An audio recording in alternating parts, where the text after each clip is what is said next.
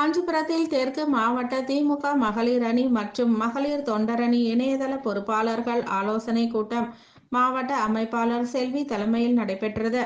Kanchipuram DK. நம்பி தெருவில் அமைந்துள்ள மாவட்ட கட்டிட வளாகத்தில் காஞ்சிபுரம் தெற்கு மாவட்ட திமுக மகளிர் அணி மற்றும் மகளிர் தொண்டரணி இணையதள பொறுப்பாளர்கள் ஆலோசனை கூட்டம் மாவட்ட அமைப்பாளர் செல்வி தலைமையில் நடைபெற்றது. இதில் சிறப்பு அழைப்பாளராக மாவட்ட செயலாளர் சுந்தர், மாநில மகளிர் ஆணைய தலைவர் குமரி விஜயகுமார் ஆகியோர் கலந்து கொண்டு சிறப்புரையாற்றினார்கள். இதில் தொண்டரணி அமைப்பாளர் மாலதி, மாநகர மகளிர் தொண்டரணி மகாலட்சுமி, யுவராஜ் ஆகியோர் முன்னிலை வகித்தனர். இதில் கட்சி வளர்ச்சி பணி குறித்தும் பணியாற்றும் விதம் குறித்தும் குமரி விஜயகுமார் ஆலோசனைகளை வழங்கினார்.